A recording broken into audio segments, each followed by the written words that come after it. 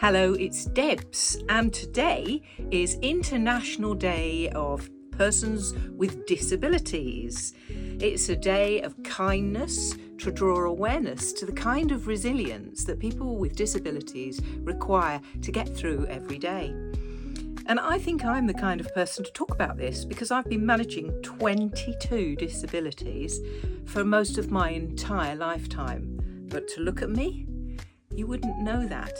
But behind the smile and the energy and the teaching capacity is something that is holding me up every day, and that's managing all of those conditions. It's really through grit and determination and real resilience that I've incorporated exercise, diet, and manage my lifestyle so that I can be out there in the world for my class members, clients, customers, and to manage my conditions enough to be able to work as fully as I possibly can do.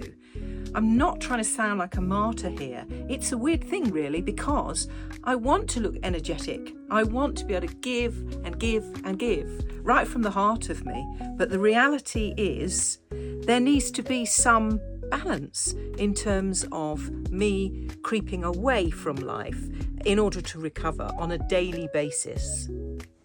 Movement's been really key for me in order to stay alive and functional in my body. For instance, I've got a heart condition, left bundle branch block. It's an electrical impulse problem, and I've managed that by getting my heart muscle strong, by being committed to daily aerobic exercise, just keeping moving. Then I've done a lot of weight training, and that's the reason why I'm very keen on us using weights in our dance classes, because I've managed to reverse osteopenia because of using weights in class. Then I have a spinal deformity, which I was born with, called Scheuermann's disease, which is why you see me with that super overarched spine. It's extremely painful, along with metabolic arthritis. And I manage those conditions through my somatic yoga practice. And of course, you all know me to be wildly neurodiverse and quite celebrating of my extremely unique brain. But it's not all fun and laughter.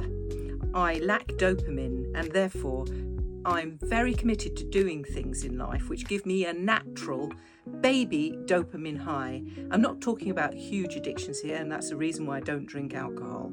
I'm talking about the teaching and the research that I absolutely love, being with you guys that I absolutely love, people, because I absolutely adore every person I meet and see the God that's in all of them.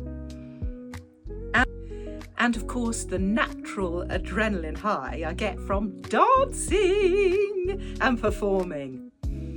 But I have to be a bit careful there because I do have retrocele prolapse, and so I need to be really careful of the jumping. And I have a personal trainer that helps me do big weightlifting with safety in that area. Every day I start the day looking at my Whoop to see how much sleep I've had, because I am diagnosed with incurable insomnia, which means sometimes I'm surviving on a very few hours of sleep and not actually allowed to drive in the afternoon when I'm super tired, because it would be dangerous for other road users. So I have to manage my day around the energy levels that I have. I do have other friends that are managing hidden disabilities who are claiming benefits and choose not to work. I have no judgment about them. They're managing their lives the best they possibly can. But for me, it's really important to be out there in the world. And with what little energy I've got, I give it away, because guess what? Energy begats energy. And I do this work that I do with people because actually it gives me so much. And I'm high as a kite when I finish teaching. The trouble is, managing well doesn't necessarily help you win any prizes in our society. In fact, sometimes it's a big downside because people assume you can do a lot more than you can. So sometimes if I disappear off this planet or don't answer your text straight away, it's because I am literally flat out in recovery mode. And every afternoon I have to take all my clothes off because I am my neurodivergence means I'm very sensitive to clothing, labels, tight bands around me. So I get undressed into my dressing gown, stick these great giant noise cancelling headphones on and disappear from the world. Literally have to go into a sensory void to be able to manage my energy levels.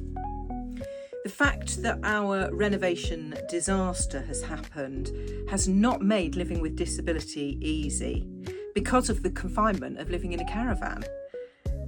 There's no space for us to escape from each other.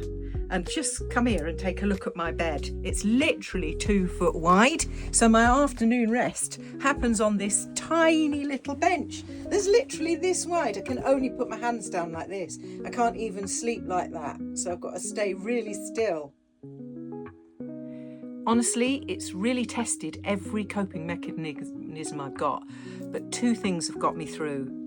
My work and my passion about moving and dancing and teaching, and you guys, all the stuff you've said to me, the feeling of being in community and the immense sympathy and love that I've had has been an absolute outpouring, and I am so grateful for it.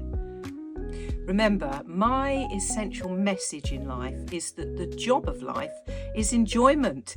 So let's get cracking on with this, whether we're disabled or not.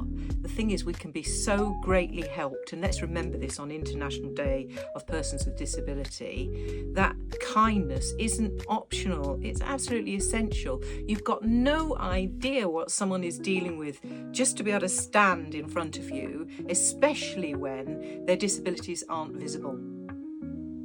I might look like I've got endless energy, but the reality is I've adapted and I've pushed my non-energy times well away from you, well away from the camera.